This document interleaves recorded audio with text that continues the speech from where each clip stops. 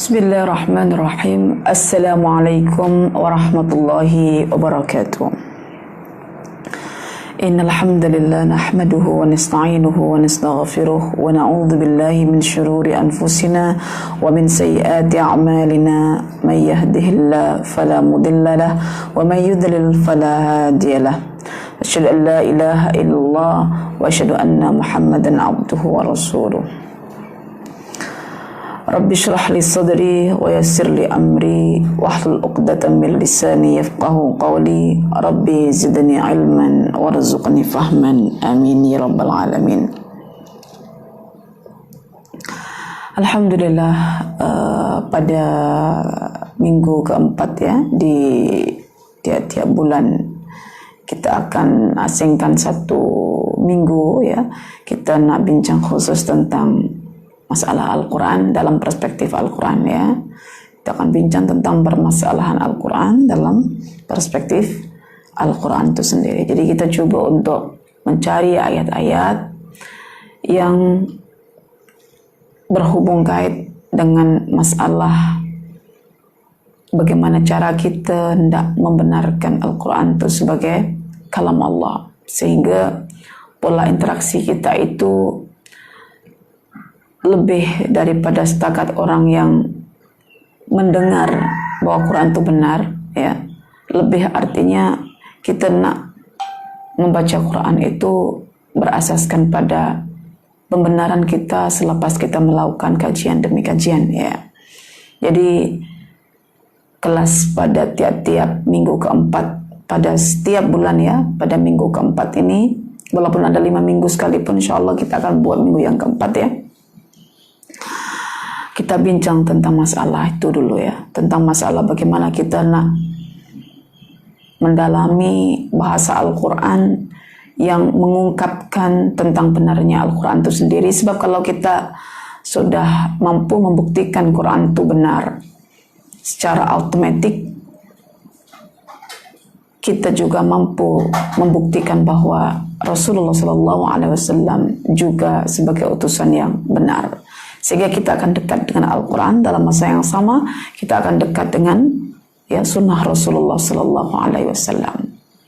Oke, jadi kita coba beriman atau jami' hayyan min sa'ah. Coba kita nak beriman, mengimani Al-Quran itu ya dengan mengkaji ayat-ayat yang terkait dengan Al-Quran selama 1 jam. Semoga kajian kita ya membawa implikasi yang cukup besar dalam dada kita, supaya dada kita dipenuhi oleh cahaya ilmu ya, cahaya pengetahuan tentang benarnya Al-Quran sebagai kitab yang turun daripada sisi Allah Subhanahu wa taala.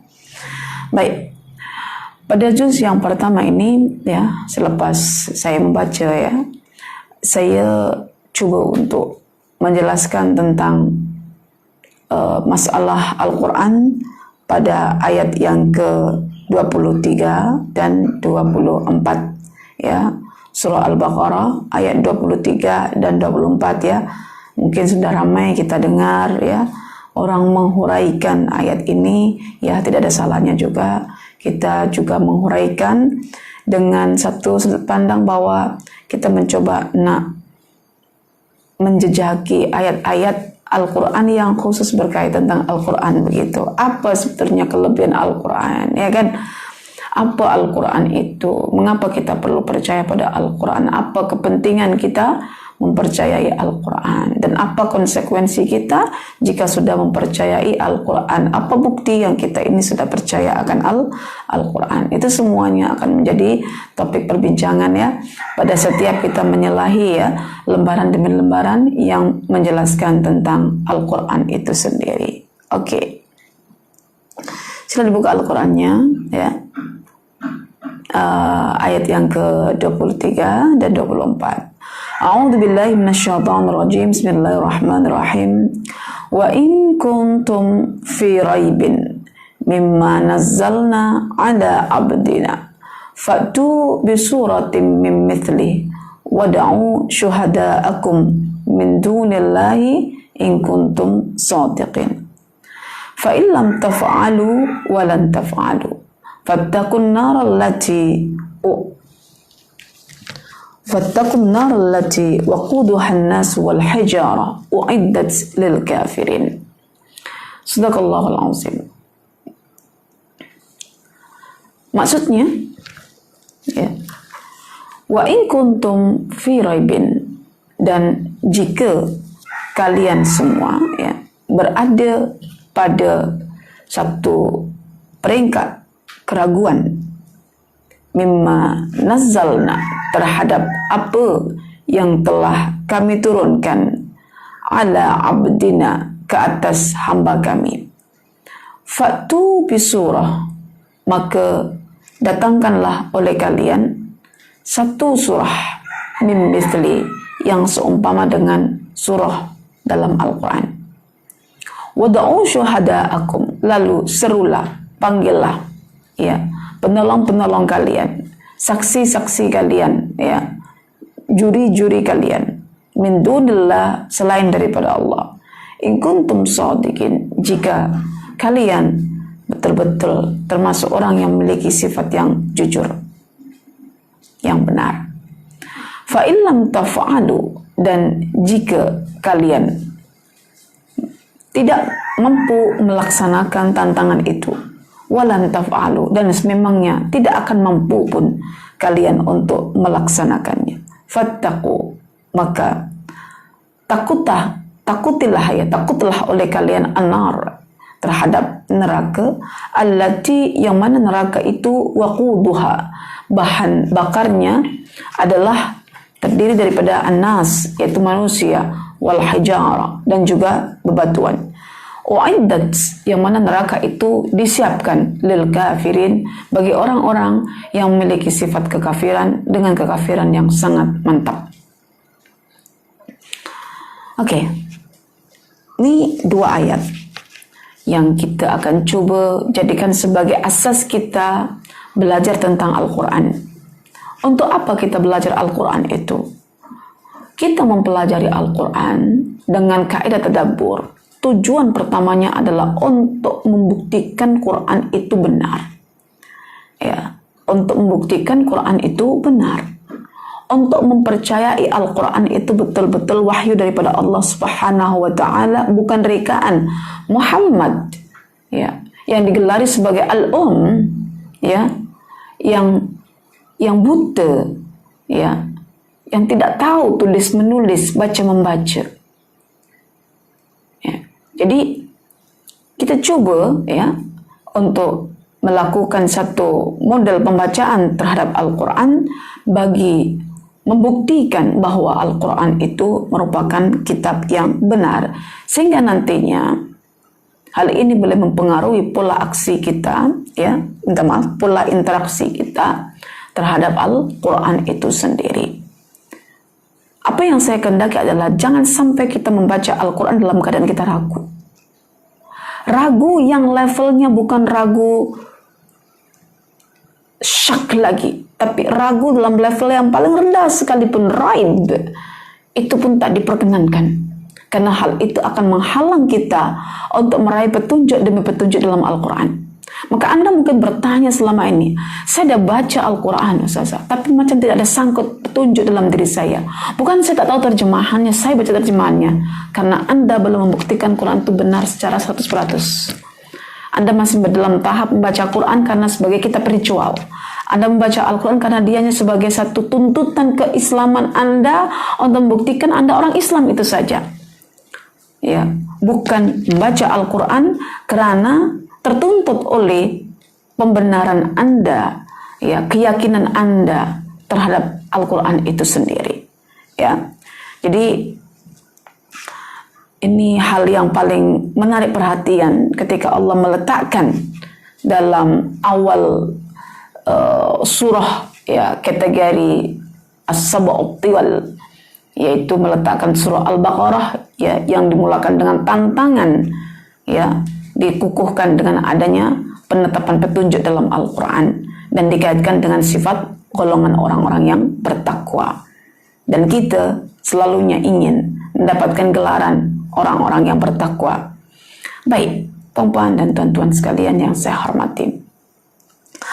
Apabila kita melihat kepada ayat yang ke-23 surah Al-Baqarah ini, wa in kuntum fi raibim mimma nazzalna ala abdina, yang bermaksud, dan jika kalian merasa dalam keadaan ragu ya terhadap apa yang kami turunkan kepada hamba kami, yaitu Muhammad sallallahu alaihi wasallam, fatu bi suratin min mislih, maka hadirkanlah walaupun satu surah yang seumpama Al-Quran. Ya. Oleh itu, wad'u syuhada'akum min dunillahi in kuntum shadiqin. Ya, ajaklah rakan-rakan kalian yang ahli bahasa untuk menjadi penolong kalian atau untuk menjadi juri penyaksi atas tindakan kalian dalam mendatangkan seumpama surah dalam Al-Quran. Apakah layak untuk menandingi kehebatan Al-Quran? Ya, itu panggillah syuhada kalian, penyaksi-penyaksi kalian. Itu nanti boleh membuktikan kalian orang yang jujur benar atau kalian sebagai orang yang dusta, ya, bukan orang yang jujur. Wa in kuntum fi raibim mimma nazzalna ala abdina, satu frasa atau anak kalimat di sini menunjukkan sebagai satu bentuk tantangan, ya, selepas bukti-bukti yang bersifat rasional ataupun emosional sudah dihadirkan di hadapan orang-orang kafir. Ya, bagaimana kita tak tahu Quran ketika dibacakan seolah-olah boleh mensihir perasaan mereka. Itu bukti secara emosional atas kehebatan Al-Quran ketika dibacakan di hadapan Umar misalnya, atau ketika dibacakan di hadapan sekelas Al-Walid bin Al-Mughirah. Mereka semua sampai mengatakan bahwa Al-Quran itu kitab sihir karena keindahan tutur bahasa, ketinggian pemilihan diksinya, ketepatan makna dan diksinya membuat mereka kata, ini bukan kitab manusia.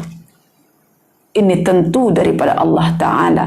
Mereka secara emosional mengakui perkara itu, dan secara rasional mereka juga mengakui, sebab mereka adalah orang yang paling dekat dengan Rasulullah. Mereka sebelum Nabi Muhammad diangkat sebagai Rasulullah, Nabi sangat dekat dengan kaumnya. Ya. Ketika ada yang sakit, Nabi berziarah. Nabi sangat menjaga kekerabatan. Nabi sangat menjaga ukhuwah sebelum jadi seorang Rasul lagi. Dan mereka orang-orang kafir juga sangat dekat dengan Nabi. Bukan cuma dekat, menyerahkan urusan mereka juga kepada Nabi, sampai mereka menggelar Nabi kita Muhammad sebagai Al-Amin, yang dapat dipercaya.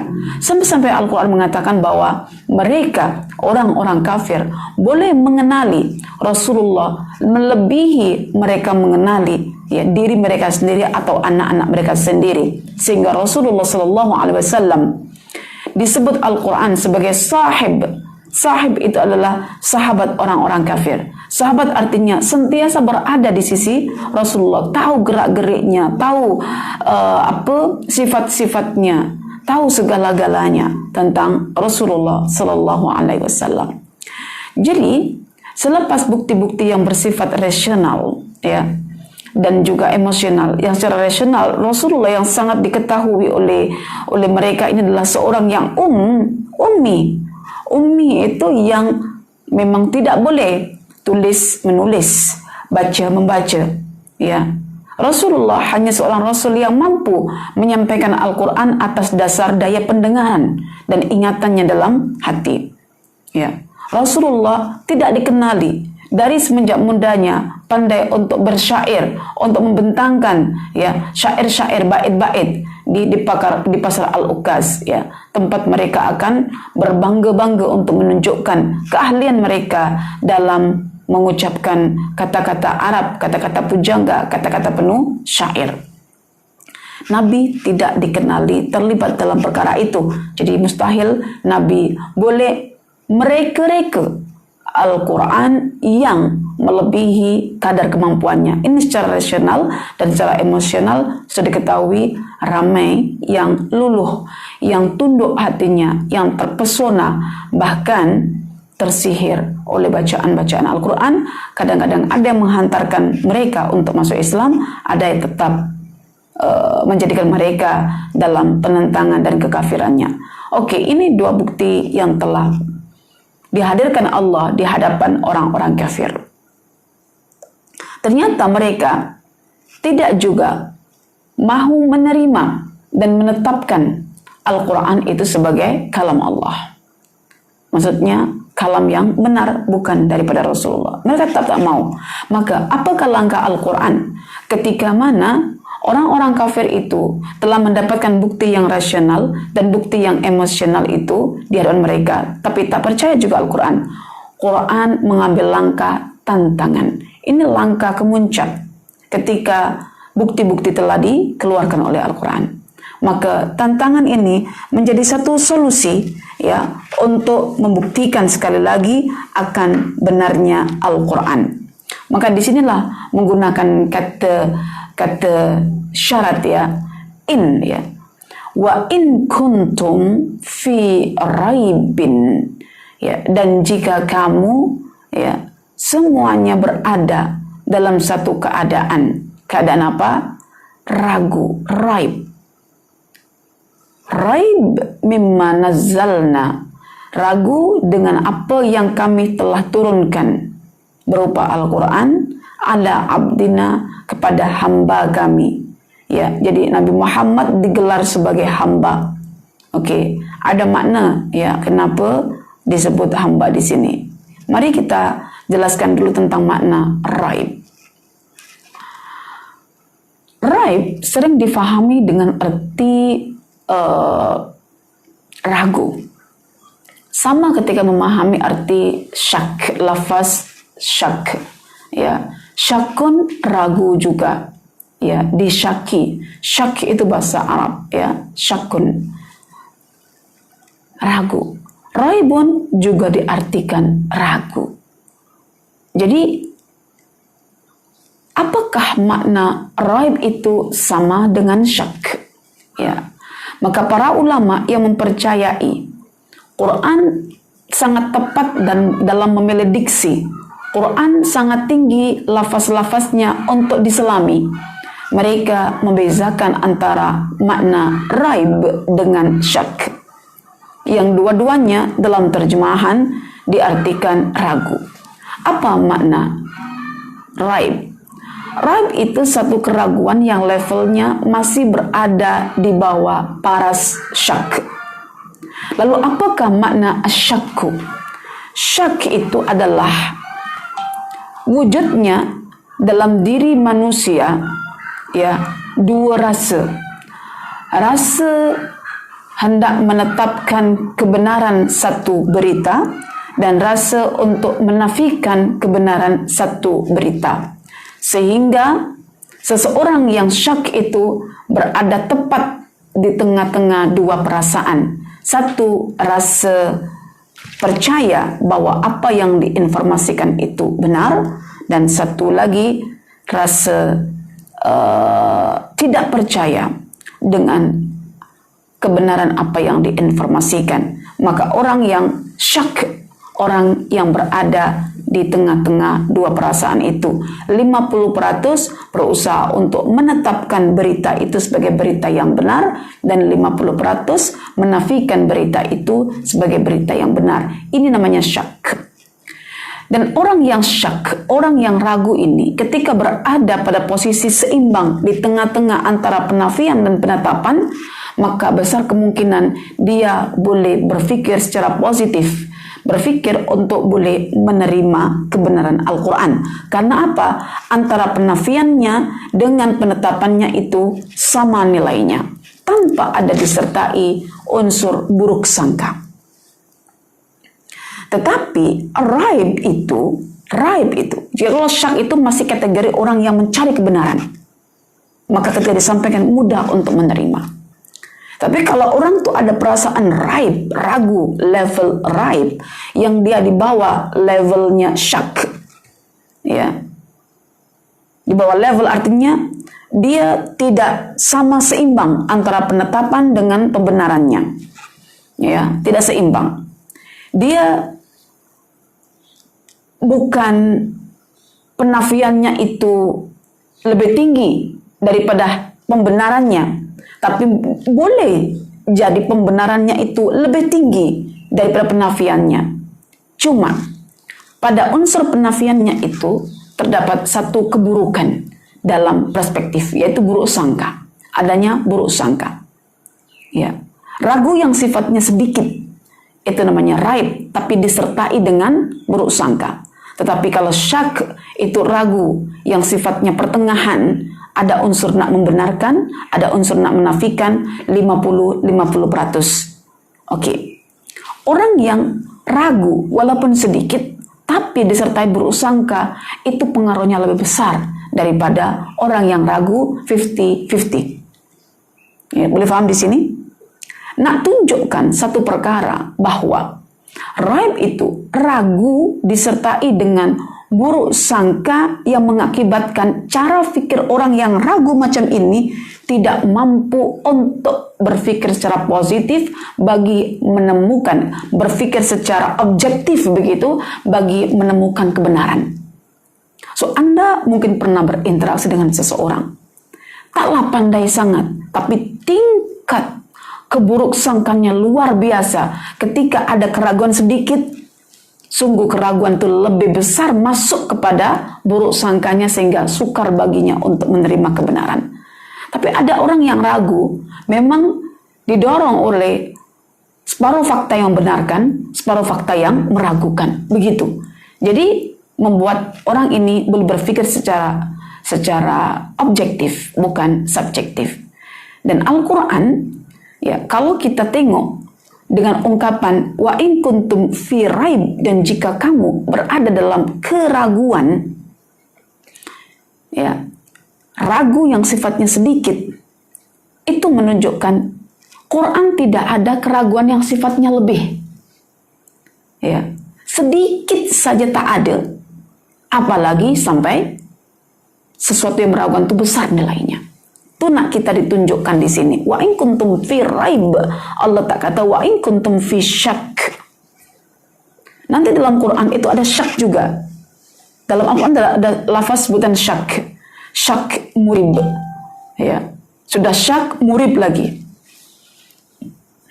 So di sini diawalkan tentang raib yang levelnya lebih sedikit, lebih rendah daripada syak. Maknanya konten Quran itu, ya, sama sekali tidak ada keraguan akan kebenarannya walaupun sedikit saja. Cuma jika yang sedikit keraguan itu ada pada diri kalian dibalut dengan buruk sangka, itu jadi besar nilainya nanti. Ya, pengaruhnya kepada kalian tidak akan mampu untuk berpikir secara objektif. Ya, wa in kuntum fi raibin mimma nazzalna, terhadap apa yang kami turunkan. Nah, tunjuk melalui kata anzalna di sini adalah begitu tingginya Al-Quran. Karena itu menggunakan kata turun. Dan begitu berkatnya Al-Quran, karena itu menggunakan kata anzalna. Ya. Dan begitu besarnya nilai Al-Quran, sehingga menggunakan dhamir nahnu. Melibatkan semua nama-nama Allah, juga melibatkan perkara-perkara lain demi turunnya Al-Quran itu sendiri. Quran nilainya besar. Quran turun dari tempat ketinggian. Quran penuh dengan nilai keberkatan. Itu diungkapkan dengan kata anzalna. Dan jika Quran, ya, menunjukkan lafaz turun itu dengan kata anzalna, bukan hanya 3 makna itu saja, tapi makna yang keempat adalah bahwa Al-Quran itu turunnya, ya, sekali di Baitul Izzah, daripada Lauhil Mahfuz ke Baitul Izzah. Dari Baitul Izzah lah diturunkan secara bertahap-tahap untuk mendidik hati atau fuad Nabi Muhammad agar kukuh dalam berdepan dengan sasaran dakwah. Oke, itu makna anzalna.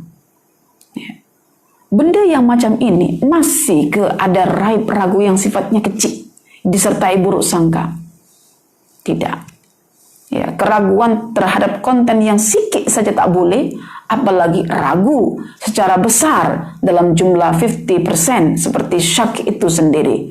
Bahkan mungkin nanti pada tahap bukan fi raib, tetapi fi kufrin 100% mengingkari kebenaran Al-Quran. Masalahnya pada diri kita semua ini terhadap Al-Quran ada tak sifat skeptis, rasa ragu walaupun sedikit, 1% sekalipun. Lepas tu nak kata lagi buruk sangka, Quran ni tak ada apa-apanya lah, Quran ni tak menjelaskan tentang metodologi, tak menjelaskan tentang teori, tak menjelaskan tentang tata cara, kaedah. Quran cuma konten sebagai kitab ritual yang boleh kita sampaikan senang bila-bila masa.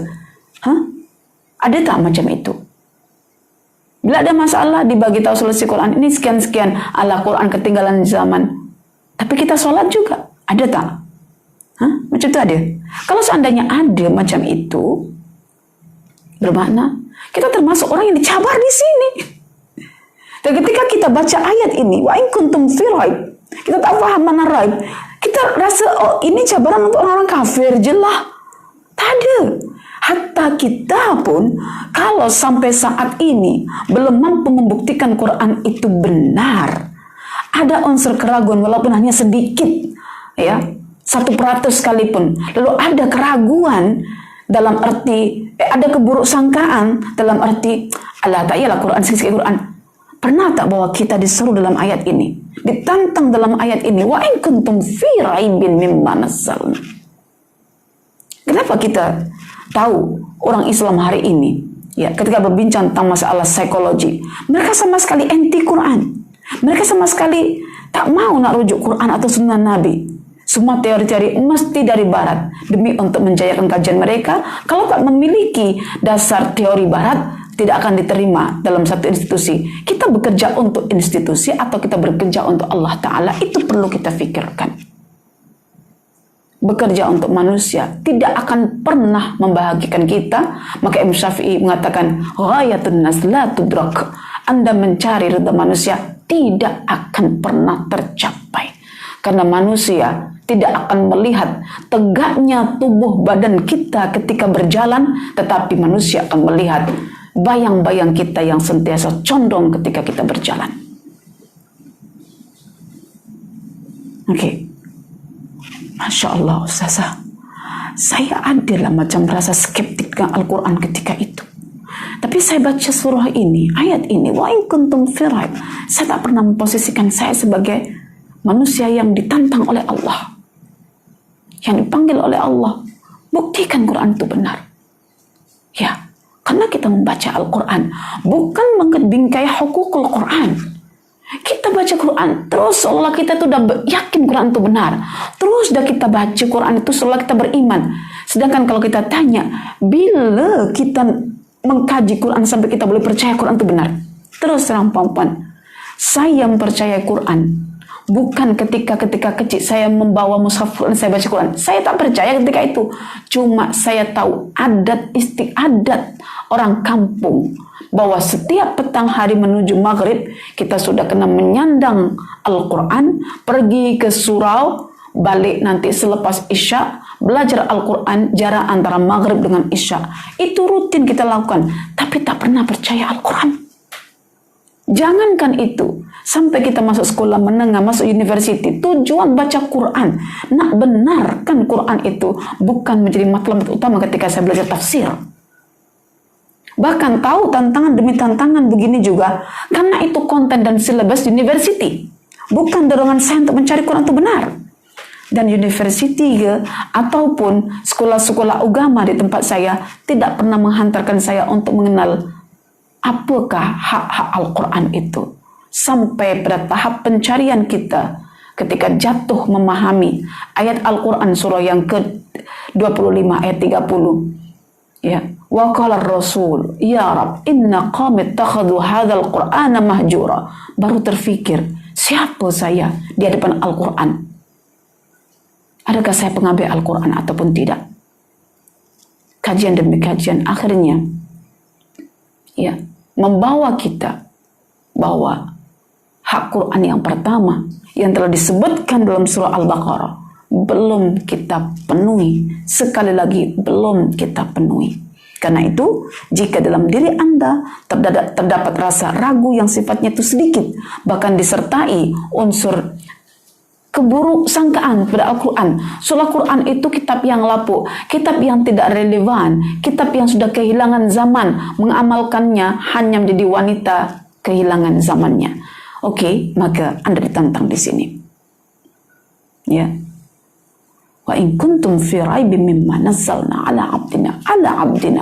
Mengapa Allah tak kata wa in kuntum fi raibin mimma nazzalna ala nabiyyina? Mengapa Nabi di sini dikatakan sebagai abdun? Adakah ini saja aja? Ingat, Al-Quran kalau kita sudah benarkan, sudah kita buktikan bahwa ianya kitab yang benar, ungkapan kata-kata yang terdapat pada ayat-ayat Al-Quran bukan kebetulan saja aja, tetapi ada makna. Ketika Rasulullah disebut dalam Al-Quran sebagai abdun, sebagai hamba, ketahuilah sebutan kata hamba di sini jatuh atau terletak selepas Allah menyeru kita pada ayat yang ke-21, ya ayyuhan nasu abudu. Kita diminta untuk apa? Untuk beribadah kepada Allah, untuk menyembah Allah, untuk menjadi abdinya Allah, untuk menuhankan Allah. Dalam tata cara ibadah, kita tidak akan pernah berjaya dalam menyembah Allah, mengikut apa yang Allah ridhai, melainkan kena ada sampel manusia yang telah diiktiraf Allah sebagai hamba. Allah kata u'budu, menghambalah. Nak tahu bahwa penghambaan kita itu benar ke tidak? Kita cari tahu kata-kata Allah yang menyebut seseorang itu sebagai hamba. Bermakna kalau Nabi kita dipanggil sebagai hamba, pada dirinya sudah ada ubudiyah, sudah ada penghambaan. Maka kita tinggal mencontoh bagaimana cara kita nak menyembah Allah, cukup merujuk kepada baginda sallallahu alaihi wasallam yang telah digelar Allah sebagai abdun, hamba. Itu maksudnya. Bukan apa kata tok guru dalam beribadah. Bukan berpandu kepada apa kata ustazah. Ya. Jangan kita kagum dengan orang yang menyampaikan Al-Quran. Ketika orang itu mampu membuka hati Anda untuk tahu Quran.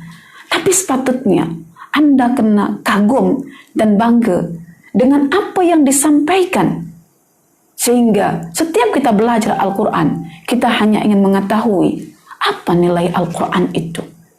Sehingga kekaguman kita, khasyah kita, hanya muncul kepada Al-Quran, bukan khasyah kepada penyampai. Khasyah kepada penyampai membuatkan kita mengambil keberkatan berbagai-bagai jenis yang tidak pernah diajarkan oleh Rasulullah sebagai hamba Allah. Jangan keterlaluan ya dalam menghormati, menghargai, bahkan mengagungkan para penyampai Al-Quran. Tetapi hormati, kagumi, sanjungi Al-Quran yang disampaikan itu. Ya, baik. Puan-puan dan tuan-tuan, ini tantangan ya, dimulakan dengan andaian. Ya, wa in kuntum fi raibim mimma nazzalna ala abdina. Maka ya, jawaban huruf innya adalah fa'tu bi suratin min mithli. Maka datangkanlah bi surah, dengan satu surah min mithli yang seumpama dengan Al-Quran. Tantangan ini merupakan tantangan yang ketiga. Selepas Allah menantang, datangkanlah satu Al-Quran. Mereka tak sanggup. Datangkanlah 10 surah. Mereka tak sanggup. Oleh itu, datangkanlah satu surah. Itu pun Allah tak minta surah yang panjang. Surah yang pendek. Dan ketika kamu mendatangkan itu, panggil sekali ahli-ahli bahasa itu sebagai juri. Boleh juga jadikan sebagai penolong kalian untuk membantu tata cara mendatangkan atau menghadirkan satu surah. Fatu bi surah. Dari kata ata, mendatangkan Al-Quran dengan cara mudah begitu. Karena menunjukkan bahwa Quran itu sebenarnya kalau kalam Allah bukan sesuatu yang susah untuk keluar daripada Allah itu sendiri sebagai firman-Nya. Kalau Quran itu sebagai firman Allah, kalamullah, keluarnya Al-Quran itu daripada Allah Ta'ala sebagai kalamnya bukan perkara yang berat, ringan. Oleh itu, kalau kalian menyangka bahwa Quran itu tidak benar, ya, buktikan kesilapan Al-Quran. So di sini sebetulnya ada semacam satu pembacaan pada Al-Quran dengan model pembacaan i'jazi. Coba cari dan buktikan kesalahan Al-Quran. Allah kata, aku bagi peluang bagi kalian, ya, aku kasih peluang bagi kalian untuk membuktikan Quran itu silap. Ya, sangat objektif. Quran meletakkan standar ilmiah dalam menguji kebenarannya. Tidak ada Allah nak mempengaruhi orang itu, ialah kita hamba Allah, kalau Allah tak nak cari buruknya pun mana boleh. Tidak, Allah bagi. Allah bagi kemampuan akal Anda untuk mendatangkannya. Ya, kadang kita ini juga mudah ya, nak cela orang ahli ilmu, mencela ahli ilmu yang sebenar, ilmu as-sahih, dicela habis-habis. Dikala ahli ilmu as-sahih itu boleh mendatangkan karya-karya yang beratus-ratus, yang gitu orang satu karya pun tak keluar, tapi bukan main nak terukkan ahli ilmu itu. Ya, ibaratnya kita hanya duduk dekat dapur sibuk masak je. Orang yang sudah setiap hari sibuk menuntut ilmu, kita pula sebagai ahli dapur komplain dengan ahli ilmu. Itu kan tidak masuk akal ya. Maka faktu datangkan dengan cara yang mudah. Ya. Atta itu datang dengan cara yang mudah. Faktu bisurah. Dengan satu suratun. Ya, satu himpunan ayat-ayat yang membentuk satu tema besar. Sehingga disebut dengan surah yang dipagari, dibatasi dengan ayat-ayat itu sendiri. Rangkaian ayat-ayat, susunan ayat-ayat itu yang dianggap sebagai surah. Seperti pagar ya, pagar itu dianggap pagar ketika dia ya terdiri daripada susunan bata-bata dan melingkari satu ya rumah. Demikian juga surah dikatakan sebagai surah karena terdiri daripada ayat-ayat. Dan ayat-ayat ini tak payah panjang-panjang, bukan disuruh nak buat macam Al-Baqarah, Ali Imran, cukup ayat-ayat pendek. Karena itu puan-puan dan tuan-tuan, dari kata faktu bisurah, datangkanlah satu surah yang mudah. Tidak ada surah yang mudah melainkan surah-surah yang pendek begitu. Faktu itu menunjukkan surah-surah yang pendek, mudah. Karena itu kita boleh faham bahwa surah-surah yang pendek itu justru surah-surah yang sangat penuh mukjizat. Kenapa? Allah menantang suruh mendatangkan surah yang pendek. Cuma kita ini kadang-kadang tidak confident. Dah lah hafal qul huwallahu ahad macam biasa je. Aku belum hafal Al-Baqarah lagi. Macam best sangat Al-Baqarah. Allah tak minta mereka untuk mendatangkan surah Al-Baqarah. Allah minta datangkan surah yang pendek saja. Makanya kita patutnya rasa seronok ya bila sudah memiliki hafazan juz amma. Ya, lebih seronok lagi di atas hafazan itu kita ada pemahaman, kita ada penguasaan, kita tahu apa matlamat surah itu nak dibawa kemana kita dengan surah itu, ya. Lepas tu kita huraikan, carilah tafsirnya yang boleh membuat kita rasa puas begitu, okay? Puas akal kita karena terpegun dengan keindahan tutur kata bahasanya.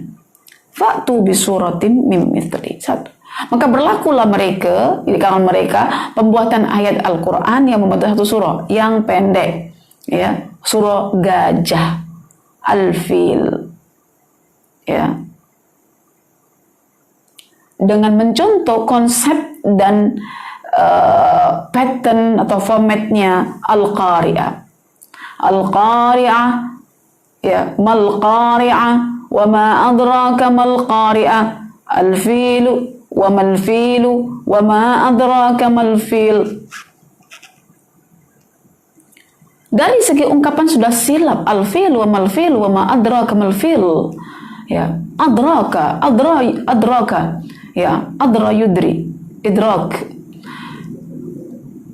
Itu tak perlu dengan objek atau sampel gajah, karena gajah itu benda yang konkret yang tak payah bertungkus lumus untuk mengetahuinya. Sedang kata al-idrak di situ adalah dengan cara bertungkus lumus, bersemangat, ya, dan susah untuk didapatkan pengetahuannya.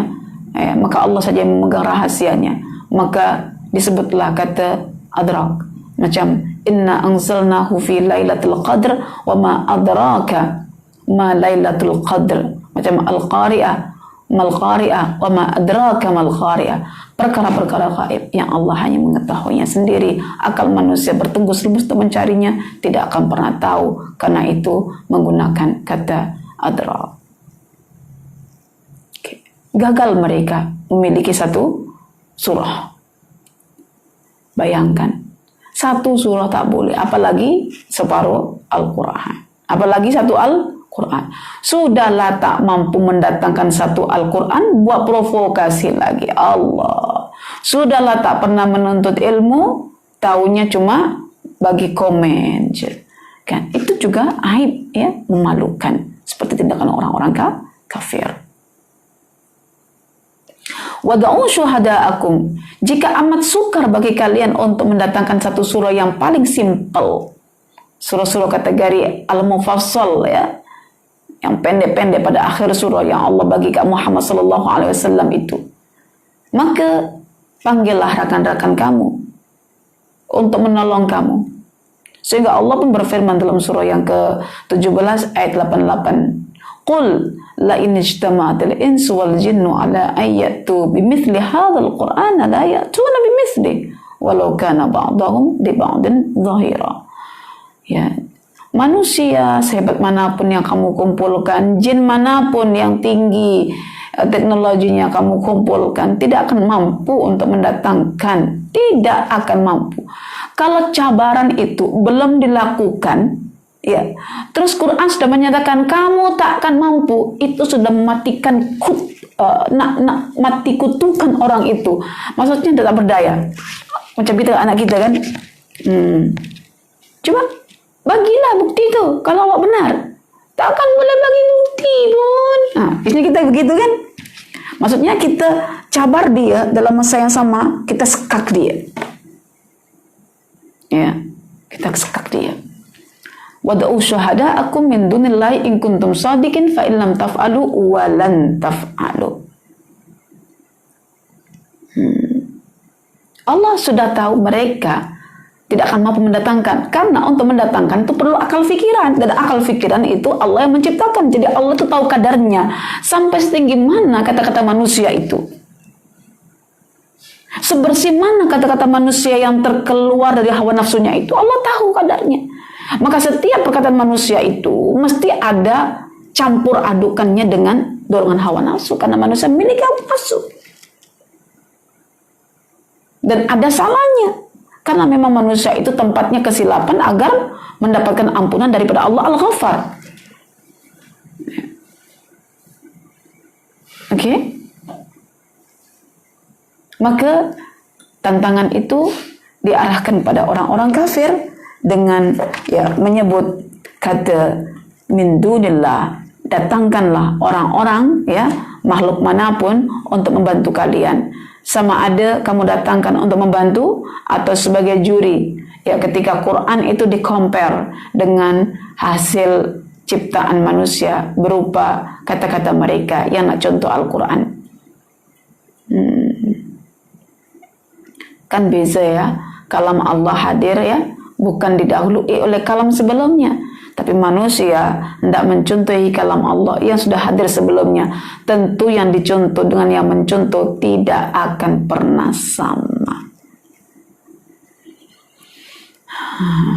Min dunillah in kuntum shadiqin. Maknanya jika kamu betul-betul benar, ya, dalam menyangka Quran ini silap, datangkan bukti. Maka dari sinilah saya belajar satu kaidah bahwa Quran sangat objektif, tidak memaksa kita untuk membaca Al-Quran, tetapi mengajak kita untuk menggunakan akal kita bagi menemukan kesalahan Al-Quran. Bermakna segala sesuatu itu sebelum kita follow, kita kena gunakan jalan-jalan ilmu kita, pendengaran kita, penglihatan kita, hati kita untuk menguji kesalahan sesuatu yang akan kita follow. Diuji kesalahannya, bukan menguji kebenaran, menguji kesalahan. Jika kesalahan tidak didapati jua, maka secara otomatis sesuatu itu menjadi benar. Bukan menguji kebenarannya, nanti itu subjektif. Kita kena uji kesalahannya, baru objektif.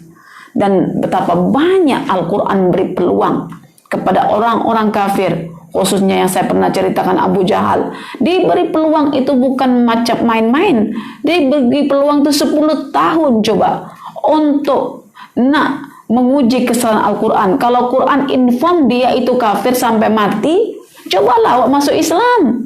Tentu Quran itu akan silap. Quran masa itu cukup 1 menit dalam fikirannya Abu Lahab. Tapi karena Quran memang benar, ya dibuktikan itu benar. Sampai bila-bila, maka belajarlah untuk membaca Al-Quran dengan mencari kebenaran Al-Quran melalui metode pembacaan i'jazi, mengambil sisi-sisi kemukjizatan Al-Quran, supaya nanti macam ini perempuan, kita macam rasa gagah bersama Quran, wah bersama Quran gitu. Macam Quran itu segala-galanya bagi kita sebagai representatif ya Tuhan kita, karena Tuhan kita gaib dan memberikan skrip untuk hidup kita melalui firman-Nya. Ya firman itulah perwakilan daripada Tuhan kita sebagai kalam Tuhan kita. Kita tahu apa mau Tuhan kita. Jadi kalau kita sudah buktikan benar itu macam, biarlah aku kehilangan apa jua asal aku tak kehilangan kalam Tuhanku. Biar aku tak kehilangan kalam Tuhanku, aku kena mengingatnya dalam dadaku. Supaya apa saja masalah, aku tinggal panggil kalam Tuhanku untuk menyelesaikannya. Itu maksudnya. Maksud utama, al-maksud ya. Maksud utama kita belajar Al-Quran. Untuk membenarkan Al-Quran itu sendiri. Baru nanti kalau udah benar, Quran itu senang. Kita nak beriman pada Allah Ta'ala. Karena Allah itu gaib. Bila Allah gaib, tidak ada tolak ilmu. Benda yang gaib tak boleh dikaji dengan menggunakan perasaan tau. Tetapi menggunakan tolak ukur yang ilmiah. Standar ilmiah itu namanya Al-Quran. Dan tidak ada satu kitab pun di dunia ini yang mengatakan tidak ada kesalahan kecuali Al-Quran. Ini hebatnya. Tak terfikir oleh manusia selama hidupnya sampai akhir hayatnya untuk menulis satu buku dan mengatakan kamu tidak akan pernah jumpai kesalahan dalam kitabku. Mana? Tunjukkan kepada saya satu buku tulisan orang angkuh sekalipun, sombong bagaimanapun, tak pernah terlintas dalam hatinya untuk mengatakan bukuku ini benar dan tidak ada kesalahannya kecuali hanya Al-Quran, satu-satunya kitab di dunia yang mengatakan tidak ada kesilapan. Dan satu-satunya kitab yang menginspirasi adanya munaqasyah, adanya baiwa untuk menguji kesilapan tulisan pengkaji. Maka Al-Quran meletakkan standar ilmiah yang luar biasa. Ya in kuntum shodiqin, jika kamu benar dalam sangkaan kamu bahwa Quran itu rekaan Muhammad, bukan daripada Allah Ta'ala, itulah, buktikanlah dulu. Kalau terbukti bahwa kamu boleh menguji kesalahannya Al-Quran, maka tinggalkanlah Quran.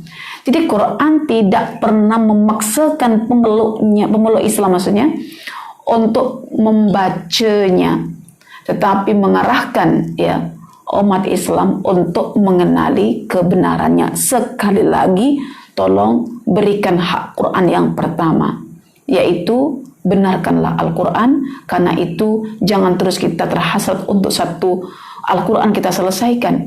Ambillah bagian-bagian ayat mana yang menantang Anda untuk Anda buktikan kesilapannya, lalu Anda tak mendapati kesilapannya, lalu Anda bertekuk lutut di hadapannya, lalu Anda mengatakan sami'tu ya, sami'tu wa ata'tu, saya dengar dan saya akan patuh.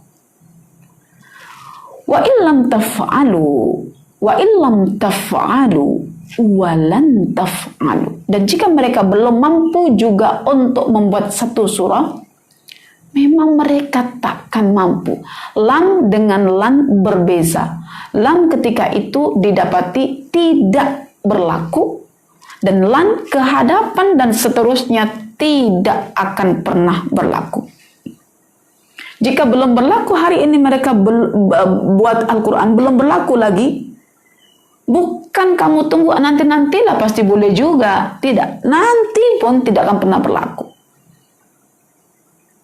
Ya, itu Allah katakan, wa illam taf'alu wa lan taf'alu.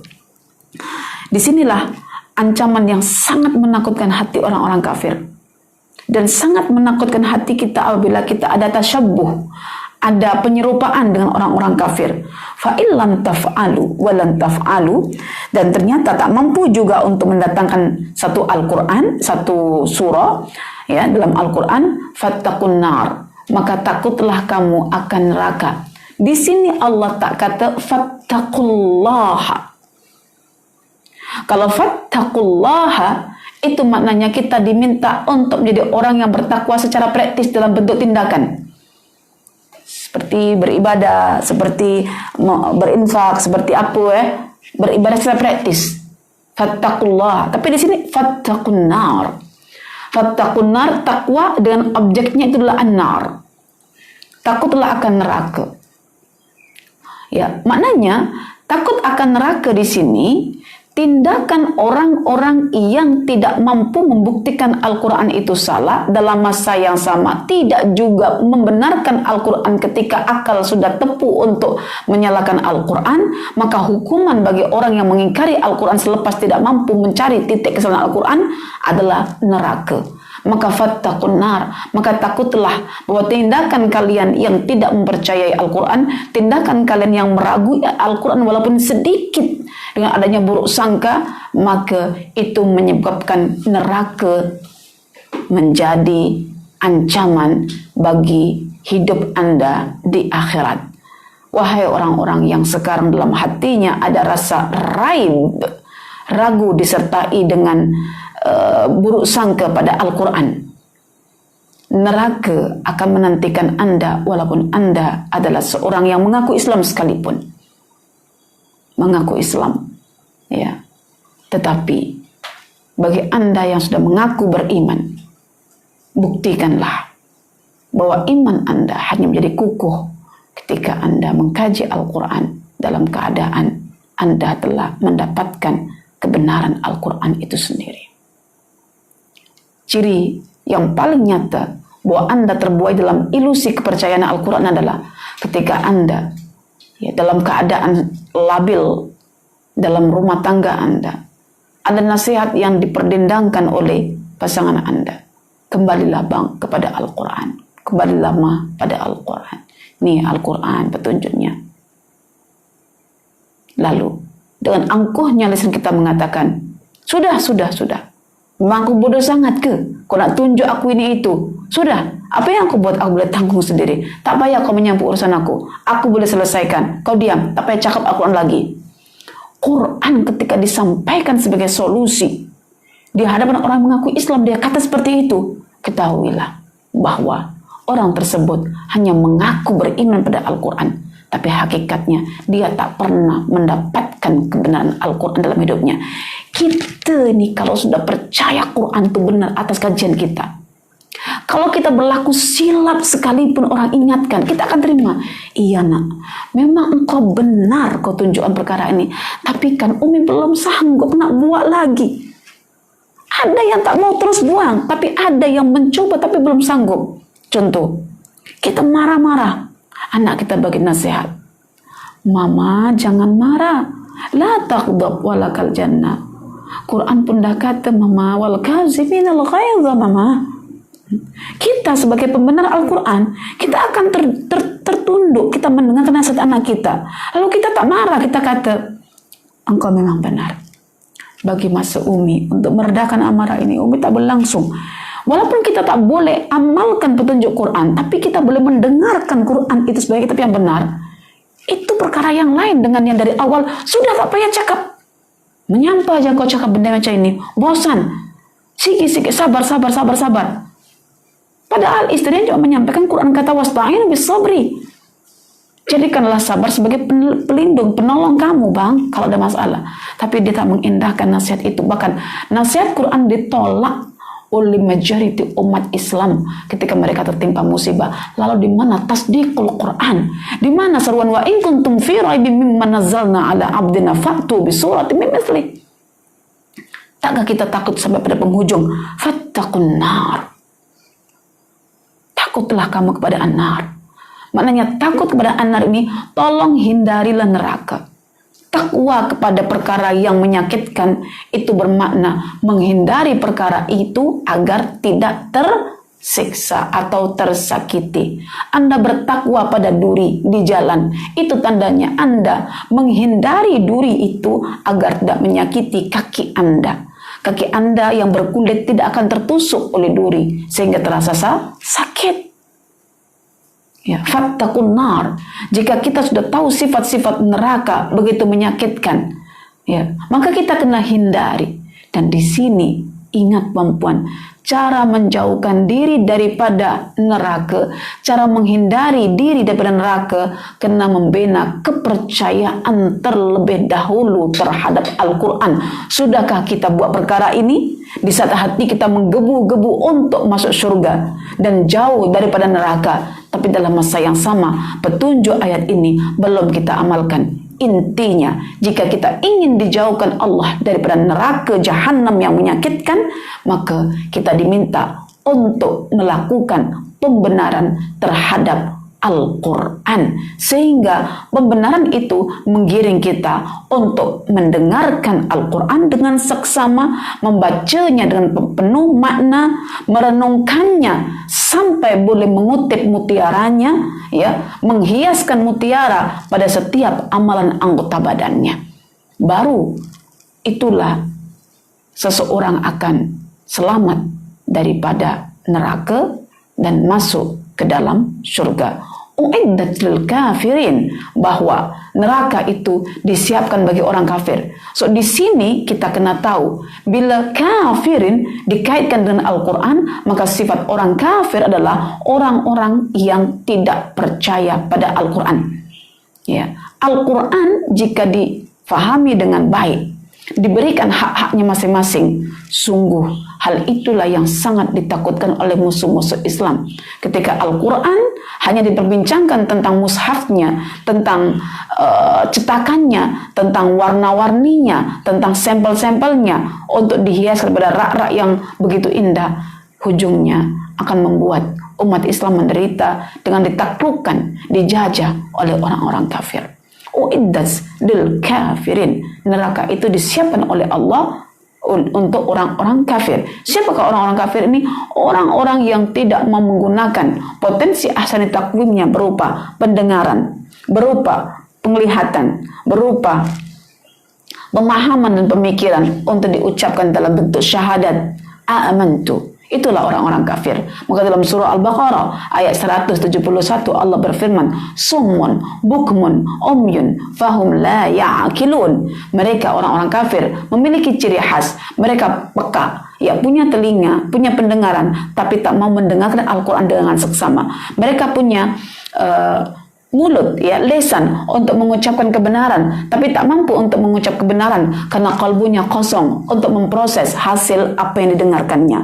Kemudian mereka juga membuta, bukan buta matanya, tapi buta mata hatinya sehingga matanya tak boleh menyaksikan kebenaran. Itulah ciri orang-orang kafir yang akan menghuni neraka jahanam. Pertanyaannya, ya, adakah kita yang dibagi Allah akal berupa pendengaran, berupa penglihatan, berupa pemahaman, kita gunakan? Kalau seandainya kita belum tahu apa objek bagi pendengaran kita, apa objek bagi kalbu kita, apa objek bagi penglihatan kita, sungguh kita akan menyerupai orang-orang kafir. Maka orang-orang kafir itu adalah mereka yang tidak mengindahkan Al-Quran ketika mana mereka diperdengarkan Al-Quran kepadanya. Itulah orang-orang kafir, tidak mengindahkan Al-Quran. Pertanyaan untuk kita, sudahkah kita gunakan pendengaran kita, ya, penglihatan kita, kalbu kita untuk memahami Al-Quran? Kalau belum, besar kemungkinan kita masih berada dalam ilusi keimanan dan kita boleh jadi masuk dalam golongan orang-orang kafir. Maka orang-orang kafir, ketika Allah katakan tempatnya itu di neraka, sungguh Allah telah menyebut dalam surah Al-A'raf ayat 179, walaqad dara'na li jahannama katsiran minal insi wal jin lahum qulubun la ya'qiluna biha ya walahum a'yunun la yubsiruna biha walahum adhanun la yasma'una biha. Jadi penghuni neraka itu adalah mereka manusia-manusia yang punya potensi ahsan takwim berupa pendengaran, berupa qalbu, berupa penglihatan, namun tidak digunakan untuk merespon ayat-ayat Allah. Sama ada ayat-ayat Allah yang tertulis ataupun yang terbentang di alam semesta. Maka inilah ya hukuman Allah. Ya, waquduhan nas wal hijara. Neraka itu bahan apinya adalah siapa? Bukan hanya batu-batu panas, tetapi manusia-manusia yang terbuat dari tanah, yang perlu untuk dibakar berjuta-juta tahun lamanya untuk menjadikannya sebagai bara. Ya, karena tanah itu adalah material yang paling susah untuk membara. Maka bagaimana cara Allah menjadikan manusia sebagai wukud, sebagai bahan bakar atau bahan api neraka, bahan bakar yang membara? Allah bakar sampai sekian lama untuk menjadikan manusia itu sebagai baranya neraka.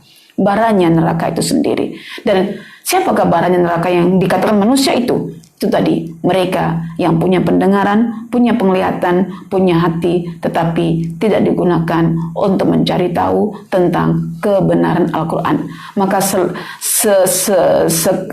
selagi mana kita membaca Quran, menyelami makna-maknanya, satu lembaran demi lembaran demi lembaran, ayat demi ayat demi ayat, akhirnya kita nampak kelompangan kita. Oh, selama ini aku memuaskan diri cukup dengan membaca Al-Quran. Aku menganggap diri aku sudah beriman, tetapi sebetulnya aku masih dalam keraguan. So aku rasa malu sekarang bila membaca Al-Quran surah Al-Baqarah ayat 23-24 ini. Aku malu ya, dan aku takut untuk menjadi bahan api neraka yang mereka disiapkan oleh Allah sebagai bahan api neraka tatkala di dunia mereka punya potensi ahsan takwim, tapi mereka tak mau menggunakannya.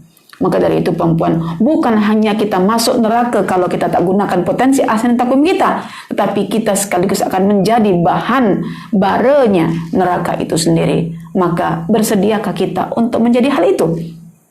Tentu kita tak bersedia untuk menjadi bahan api neraka. Kalau tak bersedia, mulai dari sekarang gunakanlah potensi ahsan takwim kita untuk merespon ayat-ayat Al-Quran demi untuk melahirkan keimanan.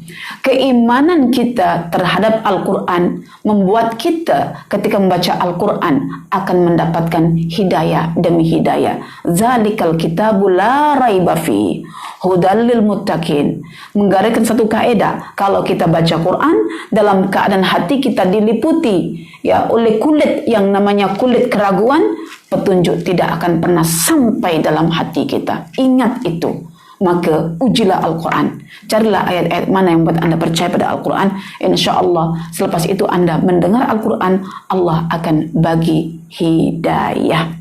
Ya, ingat sekali lagi, hidayah tidak didapati oleh orang-orang yang dalam hatinya ada keraguan, apalagi disertai dengan unsur buruk sangka. Katanya Quran ini tidak ada metodenya, katanya Quran tak layak untuk dijadikan pendekatan psikologi, katanya Quran ini macam-macam. Padahal ya, sedikitnya ilmu kita yang kita menyangka seperti seluas lautan itu membuat kita mengatakan Quran tidak ada makna.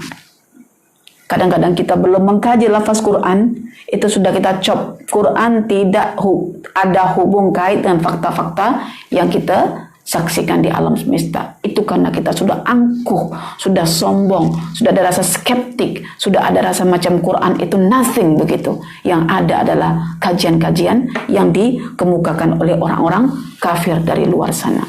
Itu saja perempuan, semoga membuka hati kita semuanya bahwa kita ini hidup kalau tidak berdampingan dengan Al-Quran, ya bermakna kita berdampingan dengan syaitan yang hanya memanfaatkan dorongan hawa nafsu kita untuk membimbing kita ke arah yang sangat rendah, yaitu ke neraka hawiyah.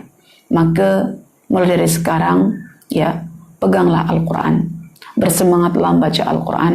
Jangan sampai Al-Quran itu hanya dijadikan sebagai kitab bacaan ritual. Itu saja dari saya. Aku qauli hadza wa astaghfirullah li wa lakum. Wassalamualaikum warahmatullahi wabarakatuh.